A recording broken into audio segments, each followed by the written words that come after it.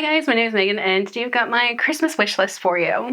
Alright, so every year I share what's on my Christmas list in case you guys are looking for some books to add to your holiday reading or to your holiday gift list. So let's go ahead and just dive right in. Alright, so first up I have Double Hit. This is a newer sports romance. So this one is volleyball and esports, I think. And I think these two are like the two characters are roommates. So don't quote me on that, but they are like friends before like falling in love. So this one I'm really excited for. Next up I have Yield Under Great Pressure, which is author of A Taste of Ironing or of Gold and Iron. And it's set in the same world, so this just looks really fun. Next up I have Fallen Thorns, which is a forest horror, which I'm really excited because it's set at a boarding school. It's kind of giving Don't Let the Forest In vibes, and I'm really excited about this. Plus this cover looks really cool. Next up I have physical copies of You Can Count on Me and If Only in Our Dreams, which are two holiday romances that I really, really loved reading over the last year. I'm really excited for these. These are such good books too, and I would highly, highly recommend.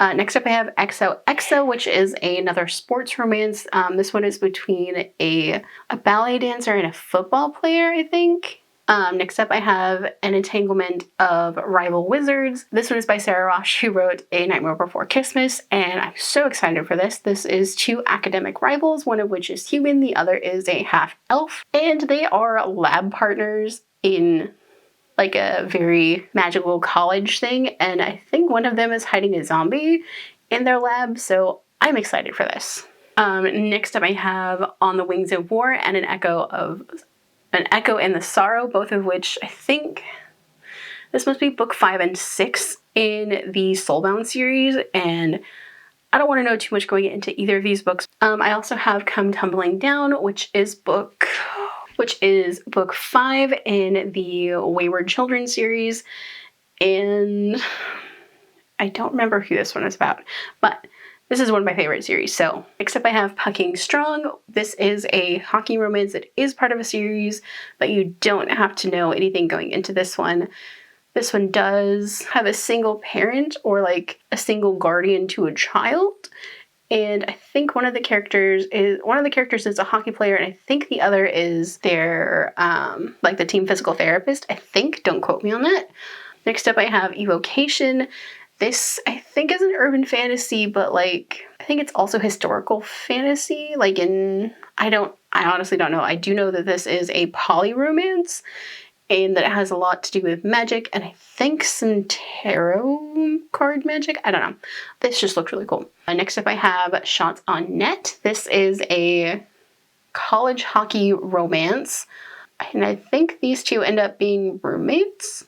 Not 100% sure on that. And next up I have Bend Him, Break Him, which is a newer release from M.N. Bennett, who wrote the Branches of Past and Future Magic series. And I think this is a sort of baseball or like a baseball romance, but like I don't know for like 100%, so just like don't quote me on that. Next up we're getting into the comics and graphic novels and like manga that I'm interested in for this holiday season.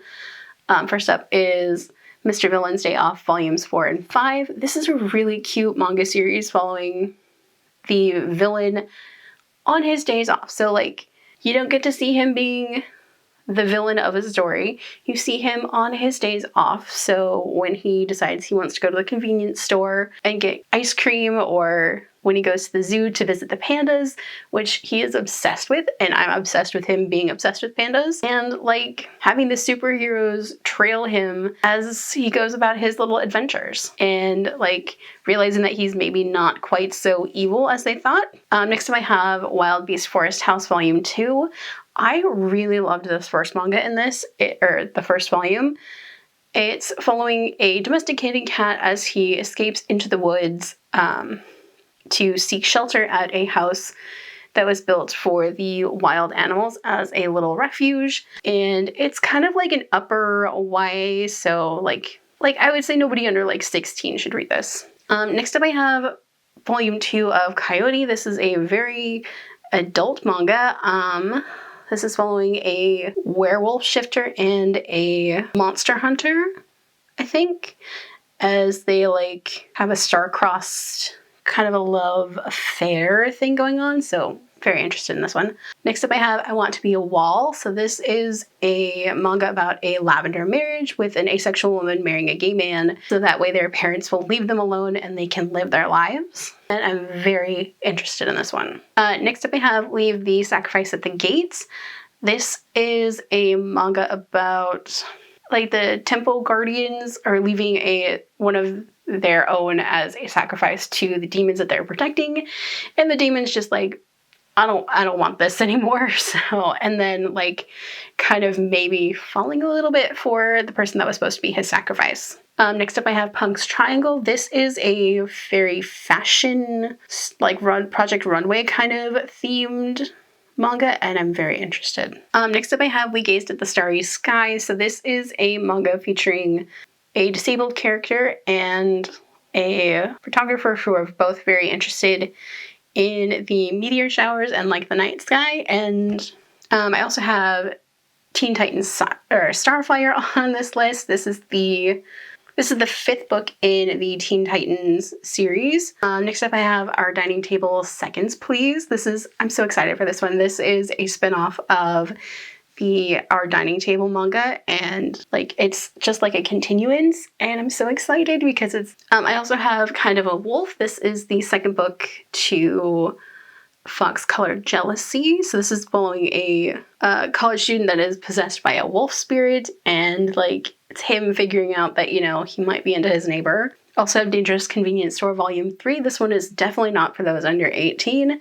This is following a mafia boss that falls for a convenience store worker, and it's very, very spicy. I have Star-Crossed on here, which Tokyo Pop picked up from a comic artist, I think on Webtoon. Next up I have Covenant Volume 3. This is following a bunch of priests as they are fighting demons, but also the main character is falling for a demon, so yes please.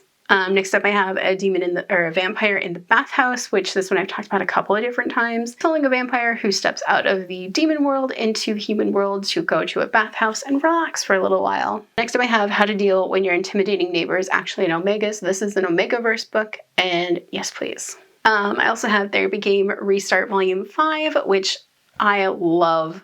The Therapy Game Restart, or I love the Therapy Game manga series to death, and just like Volume 5, I just needed to get my little grubby hands on it. So next up I have The Summer Hikaru Died. This is a horror romance, but like heavy on the horror elements and like just a little bit of a romance in there, which seems to be a genre that is quickly growing to be something that I'm really, really interested in. But also this has an anime already, and just like the artwork looks so cool, and just yes please. So the last one I have is Undead Finding Love in the Zombie Apocalypse Volume 2. So this is another horror romance. This one I would say check trigger warnings before diving into the first one because they are very heavy. And they are not listed on the back of the manga, so just like check the trigger warnings for this one on the Goodreads page or on the Storygraph page before diving in. So those are all the books that I'm kind of got on my Christmas list for this year. What are some books that you guys have on your Christmas list? Let me know down below. If you guys like this video, don't forget the like button. If you haven't already but would like to, go ahead and hit the subscribe button. And if you'd like to follow me on social media for more book stuff, check out the links down below. Alrighty, bye guys!